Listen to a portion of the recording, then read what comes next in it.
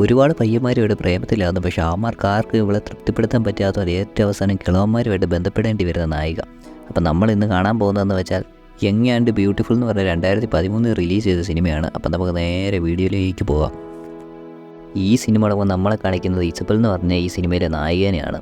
അവളാണെങ്കിൽ ബീച്ചിൽ കൂടെ ഒക്കെ നടക്കുമായിരുന്നു. അതുപോലെ തന്നെ അവളുടെ ഫാമിലി ആണെങ്കിൽ അവൾ എവിടെ പോയി അന്വേഷിച്ചുകൊണ്ടിരിക്കുമായിരുന്നു. അങ്ങനെ അവളുടെ അനിയനായിട്ടുള്ള വിക്ടർ ആണെങ്കിൽ അവളെ വിളിക്കാൻ വേണ്ടി അങ്ങോട്ട് വരും. എന്നിട്ട് വിക്ടർ അവളോട് പറയും അവളുടെ ബോയ് ഫ്രണ്ട് വീട്ടിൽ കാണാൻ വന്നിട്ടുണ്ടെന്ന്. അന്നേരമാണ് ഇസബൽ വിക്ടറിനോട് പറയുന്നത് ഇത് അമ്മ അറിയാൻ നോക്കണം, അമ്മ അറിഞ്ഞു കഴിഞ്ഞാൽ ബോയ് ഫ്രണ്ട് വന്നതിന് ഒത്തിരി പ്രശ്നം ഉണ്ടാവുമെന്ന് പറയും. പിന്നീട് അവർ വീട്ടിൽ ചെല്ലുമ്പോഴത്തേക്കിന് ഇസബലിൻ്റെ അമ്മയാണെങ്കിൽ ഓൾറെഡി വന്നേക്കുന്നത് ഇസബലിൻ്റെ ബോയ് ഫ്രണ്ടാണ് കണ്ടുപിടിച്ചിട്ടുണ്ടായിരുന്നു. പക്ഷേ പുള്ളിക്കാരത്തി പറയും പുള്ളിക്കാരത്തേക്ക് ഇവളുടെ ബോയ് ഫ്രണ്ടിൻ്റെ ക്യാരക്ടർക്ക് ഇഷ്ടപ്പെട്ടെന്ന് പറയും. വേണമെങ്കിൽ അവനെ ഇന്നത്തെ ഡിന്നറിന് വിളിച്ചോളാനും കൂടി ഇസബലിനോട് പറയും. അപ്പോഴാണ് ഇസബൽ പറയുന്നത് അവൻ ഈ കാണുന്ന പോലെ സ്മാർട്ടൊന്നുമല്ല, മാത്രമല്ല ഇവളാണെങ്കിൽ ആ റിലേഷൻഷിപ്പിൽ അത്ര വലിയ സീരിയസ്നെസ് കൊടുത്തിട്ടില്ലെന്ന് പറയും. ഇതെല്ലാം കഴിഞ്ഞ് ഇസബലാണെങ്കിൽ വീണ്ടും ബീച്ചിലേക്ക് പോകും. അവിടെ വെച്ച് അവളുടെ ബോയ് ഫ്രണ്ട് ആയിട്ടുള്ള ഫെലിക്സ് അങ്ങോട്ട് വന്നിട്ട് അവളെ ആണെങ്കിൽ വൈകുന്നേരത്തെ ഒരു നൈറ്റ് പാർട്ടിയിലേക്ക് ഇൻവൈറ്റ് ചെയ്യും. വൈകുന്നേരം അവൾ പാർട്ടി പോകാനായിട്ട് റെഡിയാവും. അവളുടെ ബ്രദർ ആണെങ്കിൽ അവളെ മേക്കപ്പ് ചെയ്യാനൊക്കെ ഹെൽപ്പ് ചെയ്യുകയും ചെയ്യും. അവളാണെങ്കിൽ എന്നിട്ട് ബ്രദറിനോട് പറയും നൈസായിട്ട് ഫാമിലി മെമ്പേഴ്സിനെ ഒന്ന് മാറ്റി നിർത്തണം, എന്നാലേ ഇവൾക്ക് കറക്റ്റ് ഈ പാർട്ടിക്കൊക്കെ പോകാൻ പറ്റത്തുള്ളൂ.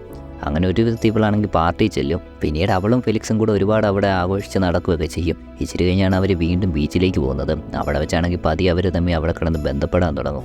ഇസബലായിരുന്നെങ്കിൽ ആദ്യമായിട്ടായിരുന്നു ഒരാളോട് ബന്ധപ്പെടുന്നത്. അതുപോലെ തന്നെ അവളുടെ വിർജിനിറ്റി പോയ ദിവസമായിരുന്നു അന്ന്. പിന്നീടാണ് ഫെലിക്സ് ആണെങ്കിൽ അവളെ വീട്ടിൽ കൊണ്ടുവിടും. അന്നേരം അവളുടെ അനിയനാണെങ്കിൽ അവിടെ വെയിറ്റ് ചെയ്യുന്നുണ്ടായിരുന്നു. പിന്നീട് അവൻ അവളോട് ഇന്നത്തെ പാർട്ടിക്ക് എങ്ങനെ ഉണ്ടായിരുന്നു ചോദിക്കും. പക്ഷേ അവളാണെങ്കിൽ വൻ ശോഭമായിരുന്നെന്ന് പറയും.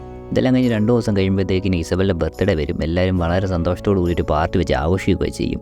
അവളാണെങ്കിൽ പക്ഷേ പാർട്ടിയിലേക്ക് അവളുടെ ബോയ് ഫ്രണ്ട് ആയിട്ടുള്ള ഫെലിക്സിനെ ഒന്നും വിളിച്ചിട്ടില്ലായിരുന്നു. അങ്ങനെ ഇവരുടെ സമ്മർ വെക്കേഷനൊക്കെ തീർന്നു കഴിഞ്ഞ് ഇവരാണെങ്കിൽ തിരിച്ച് വീട്ടിലേക്ക് പോകും. വീട്ടിലേക്ക് പോകുന്ന വഴിക്കാണെങ്കിൽ അവളാണെങ്കിൽ ഫെലിക്സ് വഴി നിൽക്കുന്ന കാണും. പക്ഷേ ഇവൾ നൈസായിട്ട് അവനെ ഒഴിവാക്കി. ഇവൾക്ക് അവനോട് വെറുപ്പ് വന്നുള്ള കാരണം എന്ന് വെച്ചാൽ ഇവർ തമ്മിൽ ആദ്യമായിട്ട് ബന്ധപ്പെട്ടത് വൻ പരാജയമായി പോയായിരുന്നു. പിന്നീട് ഇസബലാണെങ്കിൽ ജോലിയൊന്നും കിട്ടാതിരിക്കുമ്പോഴത്തേക്കിനും അവളാണെങ്കിൽ കോൾ ഗേളായിട്ട് ഓരോ ഹോട്ടലിലേക്ക് പോകാൻ തുടങ്ങും.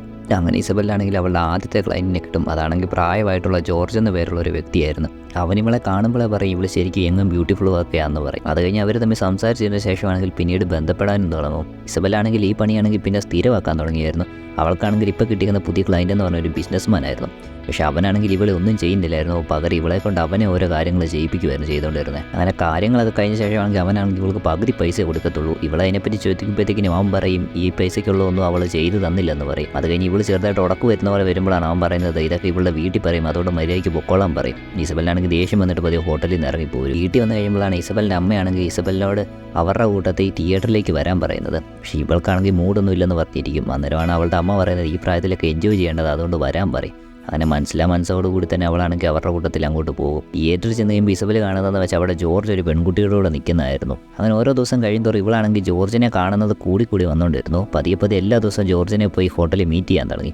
അങ്ങനെ ഒരു ദിവസം ഇവളാണെങ്കിൽ ജോർജിനോട് അന്ന് തിയേറ്ററിൽ വെച്ച് ജോർജിൻ്റെ കൂടെ കണ്ട പെൺകുട്ടിയെപ്പറ്റി ചോദിക്കും. അതായത് ജോർജ് പറയുന്നത് അത് അവൻ്റെ മകൾ തന്നെയാണെന്ന്. അവർ തമ്മിൽ ഏകദേശം സംസാരിച്ചിട്ട് ഒരുപാട് വർഷമായിരുന്നു. ആണെങ്കിൽ അച്ഛനും മകളും തമ്മിലുള്ള ബോണ്ടാണെങ്കിൽ വീണ്ടും ഒന്ന് റെഡിയാക്കി എടുക്കാൻ ഇവൻ ശ്രമിച്ചുകൊണ്ടിരിക്കുകയെന്ന് പറയും. പിന്നീട് എന്നത്തെ പോലെ തന്നെ ഇസബലും ജോർജും അവിടെ വെച്ച് ബന്ധപ്പെടും. ഈ പ്രാവശ്യം വലിയൊരു പ്രശ്നം സംഭവിക്കുന്നതെന്ന് വെച്ചാൽ ജോർജ് ആണെങ്കിൽ പകുതി ആകുമ്പോൾ ഹാർട്ട് അറ്റാക്ക് കാരണം മരിക്കും. ഇസബലാണെങ്കിൽ ഇത് കണ്ട് പേടിച്ചിറങ്ങി ഓടാൻ നോക്കും. പെട്ടെന്ന് അവളാണെങ്കിൽ തെന്നി അങ്ങോട്ട് വീഴും. അന്നേരമാണ് അവളാണെങ്കിൽ അവിടെ വെച്ചിരിക്കുന്ന ഡ്രഗ്സ് കാണുന്നത്. ജോർജ് ആണെങ്കിൽ വയസ്സാം കാലത്ത് തന്നെ സ്റ്റാമിന കൂടാനുള്ള ഡ്രഗ്സ് എടുത്തായിരുന്നു.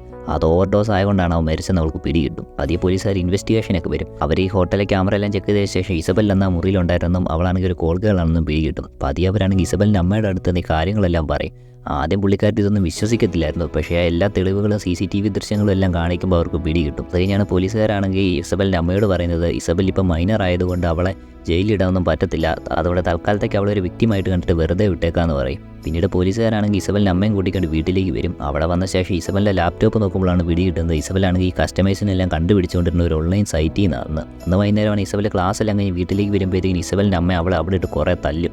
എന്നിട്ട് അവളോട് ഇതൊക്കെ എന്തിനാണ് ചെയ്യുന്നതെന്ന് ചോദിക്കുമ്പോഴാണെങ്കിൽ അവൾ ഒന്നും മിണ്ടാതെ അവിടെ ഇരിക്കുകയും ചെയ്യും. ദിവസമാണെങ്കിൽ അവളെ പോലീസുകാർ സ്റ്റേറ്റ്മെൻറ്റ് എടുക്കാൻ വേണ്ടി കൊണ്ടുപോകും. അവിടെ വെച്ചാണ് പോലീസുകാർ അവളോട് എങ്ങനെയാണ് ഈ പ്രോസ്റ്റിറ്റ്യൂഷനിൽ വന്ന് പെട്ടെന്ന് ചോദിക്കുന്നത്. കാരണം അവൾ പറയുന്നത് ആദ്യമായിട്ടാണ് ഒരാൾ വന്ന് അവളോട് ഇങ്ങനെ കൂടെ കിടക്കാമെന്ന് ചോദിക്കുന്നത്. അപ്പോൾ ആദ്യമൊക്കെ ഇവൾ എതിർത്തെങ്കിലും പതിയെ ഒരു പ്രാവശ്യം ഇവൾ വഴങ്ങി കൊടുക്കേണ്ടി വന്നെന്ന് പറയും. പിന്നീട് അവൻ പണം കൊടുത്തിട്ട് പോയപ്പോഴാണ് ഇവൾക്ക് തോന്നിയത് ഈ പരിപാടി ചെയ്യുവാണെങ്കിൽ ഇഷ്ടംപോലെ പൈസ കിട്ടുമല്ലോ അതൊക്കെ. അങ്ങനെ ഇവളാണെങ്കിൽ അതിന് വേണ്ടി തന്നെ ഒരു ഫോൺ എടുത്ത് പുതിയൊരു പേര് ഇട്ട് ഇറങ്ങിയതാണെന്ന് പറയും. ഇതെല്ലാം കേട്ട പോലീസുകാരത്തിയാണെങ്കിൽ അവളോട് ചോദിക്കും ഇത് തന്നെയാണ് ഇനി ഫ്യൂച്ചറിലും ചെയ്യാൻ പ്ലാനെന്ന് ചോദിക്കും. ഇസബലാണെങ്കിൽ അതിന് അറിയില്ലെന്ന് ഉത്തരം കൊടുക്കും. അന്നേരം പോലീസുകാർ ഇസബലിനെ വാൻ ചെയ്ത് വിടും. ഇതാണെങ്കിൽ ഇവളുടെ ജീവിതത്തിൽ എന്നും ഡേഞ്ചർ മാത്രം ഉണ്ടാക്കത്തുള്ളെന്ന്. വീട്ടിൽ വന്നു കഴിഞ്ഞാൽ ഇസബൽ അറിയുന്നത് അവൾ ഇത്രയും കാലം ഉണ്ടാക്കിയ പൈസയല്ല ഇപ്പോൾ അവളുടെ അമ്മയുടെ കയ്യിലാണെന്ന്. അതുപോലെ തന്നെ അവളുടെ അമ്മയാണെങ്കിൽ ഇതെല്ലാം ഡൊണേറ്റ് ചെയ്യാൻ പോകാമെന്നും കൂടെ അവളോട് പറയും. ഇത് കേൾക്കുമ്പോൾ അവൾക്കാണെങ്കിൽ വിഷമമാവും. പിറ്റേ ദിവസം അവളുടെ അമ്മയാണെങ്കിൽ അവളെയും കൊണ്ട് ഒരു തെറാപ്പിസ്റ്റിൻ്റെ അടുത്തേക്ക് പോകും. അവിടെ ചെന്ന് തെറാപ്പിസ്റ്റിനോട് സംസാരിച്ച് എങ്ങനെയായാലും ഇവളെ ഈ പ്രോസ്റ്റിറ്റ്യൂഷൻ ചിന്താഗതിയെ രക്ഷപ്പെടുത്താനൊക്കെ നോക്കിക്കൊണ്ടിരിക്കും. പിന്നീട് ഇസബലാണെങ്കിൽ പോക്കറ്റ് മണി ഉണ്ടാക്കാനായിട്ട് കൊച്ചു പിള്ളേരെ നോക്കാനുള്ള പരിപാടിയിലേക്ക് കിടക്കും. അങ്ങനെ ഒരു ഫാമിലി ആണെങ്കിൽ ട്രിപ്പിന് പോകുമ്പോഴത്തേക്കും അവൾ അവിടെ ചെന്ന് കൊച്ചിനെയൊക്കെ നോക്കാനിരിക്കും.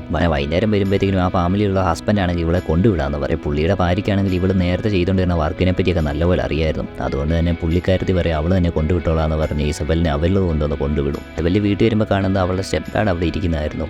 അവളാണെങ്കിൽ പതിയെ അവൻ്റെ അടുത്ത് വന്നിരുന്നിട്ട് അവനെ നോക്കി ഇങ്ങനെ ചിരിച്ചുകൊണ്ടേയിരിക്കും. എന്നിട്ട് ഇവനാണെങ്കിൽ ആദ്യം ഒന്നും മനസ്സിലാകത്തില്ല, ഇവളെന്നെ കോമളി കളിക്കുവാണോ എന്നൊക്കെ ഓർക്കും. പിന്നീട് അവനാണെങ്കിൽ അവളോട് പറയും അവളുടെ അമ്മയാണെങ്കിൽ ഇവളുടെ ഇപ്പോഴത്തെ അവസ്ഥയ്ക്ക് ഓർത്ത് ഭയങ്കര വിഷമിച്ചിരിക്കുക എന്നൊക്കെ പറയും. പക്ഷേ ഇസബലാണെങ്കിൽ ഇവൻ പറയുന്നൊന്നും കേൾക്കാതെ പതിയെ അവനോട് ഇങ്ങനെ ഫ്ലിർട്ട് ചെയ്ത് വന്നുകൊണ്ടിരിക്കുമായിരുന്നു. പെട്ടെന്നാണ് അവളുടെ അമ്മ ഇത് കണ്ടുകൊണ്ട് കയറി വരുന്നത്. ഉടനെ തന്നെ അവൻ്റെ അമ്മ ദേഷ്യത്തോടു കൂടി ഹസ്ബൻഡിനെ വിളിച്ചുകൊണ്ട് അകത്തേക്ക് പോകും. പിന്നീടാണ് അവളാണെങ്കിൽ അവളെ ഹസ്ബൻഡിനോട് പറയുന്നത് അവൾക്ക് പതിയെ ഇസബലിനെ വെറുത്ത് തുടങ്ങി എന്നുള്ള കാര്യം. പിറ്റേ ദിവസം ഇസബലാണെങ്കിൽ വീണ്ടും തെറാപ്പിസ്റ്റിൻ്റെ അടുത്തേക്ക് പോകും. അവിടെ ചെന്ന് കഴിയുമ്പോൾ തെറാപ്പിസ്റ്റ് ആണെങ്കിൽ അവളോട് ചോദിക്കും ജോർജ് മരിച്ചു കഴിഞ്ഞാൽ പിന്നെ എന്തുകൊണ്ടാണ് ഇവളാണെങ്കിൽ പ്രോസ്റ്റിറ്റ്യൂഷൻ പരിപാടിയൊക്കെ നിർത്തിയെന്ന്. അന്നേരമാണ് അവൾ പറയുന്നത് അവൾ ഈ ജോർജിനെ മാത്രമായിരുന്നു ഒന്നിൽ കൂടുതൽ തവണ കണ്ടുകൊണ്ടിരുന്നതെന്ന്.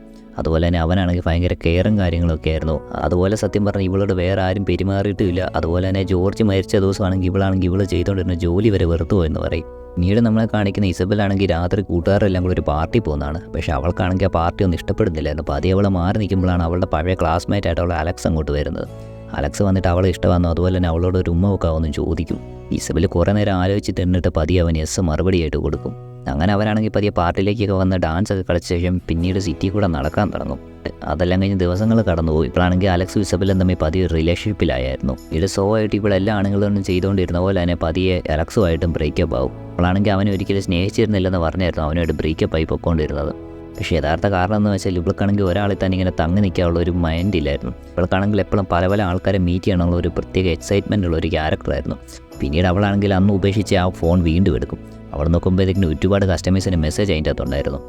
അങ്ങനെ ഓരോ മെസ്സേജ് ചെക്ക് ചെയ്യുമ്പോഴാണ് അവൾ നോക്കുമ്പോഴത്തേക്കിനും ജോർജിൻ്റെ വൈഫിൻ്റെ ഒരു മെസ്സേജും വന്ന് കിടക്കുന്നത് കാണുന്നത്. ആണെങ്കിൽ ഇസബലിനെ കാണണമെന്നായിരുന്നു അയച്ചിരുന്നത്. പിന്നീട് ഇസബലാണെങ്കിൽ അവളെ കാണാൻ വേണ്ടി അന്ന് ജോർജ് മരിച്ച അതേ ഹോട്ടൽ അതേ മുറിയിലേക്ക് തന്നെ പോകും. അവിടെ ചെല്ലുമ്പോൾ ജോർജിൻ്റെ വൈഫ് അവളോട് പറയും ജോർജ് സ്നേഹിച്ചിരുന്ന ആ പെൺകുട്ടിയെ കാണണമെന്ന് അവരുടെ കുറേ നാളത്തെ ആഗ്രഹമായിരുന്നെന്ന്. ഇസബലാണെങ്കിൽ ജോർജിൻ്റെ മരണത്തിന് ക്ഷമയൊക്കെ ചോദിക്കും. അന്നേരമാണ് അവർ പറയുന്നത് അതൊന്നും ഇവളുടെ കുറ്റം കൊണ്ടല്ല, അവനാണെങ്കിൽ ഓൾറെഡി വയ്യാതിരിക്കുമായിരുന്നെന്ന്. പക്ഷെ ഒരു കാര്യത്തിൽ ജോർജിൻ്റെ ഭാര്യ ഇസബലിനോട് നന്ദി പറയും. കാരണം ജോർജ് അന്ന് മരിച്ചെന്ന് പറഞ്ഞാൽ ഇത്രയും സുന്ദരിയായിട്ടുള്ള ഒരു പെൺകുട്ടിയുമായിട്ട് ബന്ധപ്പെട്ടുകൊണ്ടിരിക്കുമ്പോഴായിരുന്നു. അതുകൊണ്ട് തന്നെ അത്രയും ഭാഗ്യവാനും അതുപോലെ തന്നെ അത്ര സുഖകരമായിട്ടുള്ള മരണം കിട്ടിയവർ തന്നെ ഈ ലോകത്തെ കാണത്തില്ലെന്ന് അവളോട് പറയും. പിന്നീടാണ് പതിയെ സംസാരിച്ച ശേഷം ജോർജിൻ്റെ ഭാര്യ അവളോട് ചോദിക്കുന്നത് പതിയെ അവളുടെയും കൂടെ ഒന്ന് കിടക്കാൻ. അങ്ങനെ അവർ രണ്ടുപേരും ആ കട്ടിലേ കിടക്കും. പതിയാണെങ്കിൽ അന്ന് ജോർജ് ഇവളെ കെയർ ചെയ്തുകൊണ്ടിരുന്ന അതേ രീതിയിൽ തന്നെ ജോർജിൻ്റെ ഭാര്യ ഇവളെ കെയർ ചെയ്യാൻ തുടങ്ങും. ഇതെല്ലാം കഴിഞ്ഞ് ഉറക്കം കഴിഞ്ഞേക്കുമ്പോൾ ഇസബല് കാണുന്നതെന്ന് വെച്ചാൽ അവിടെ ഒരു നോട്ട് എഴുതി വെച്ച ശേഷം ജോർജിൻ്റെ ഭാര്യ ഇവിടെ നിന്ന് പോയെന്നുള്ളതാണ്. അതോടുകൂടി ഈ സിനിമ അവിടെ അവസാനം.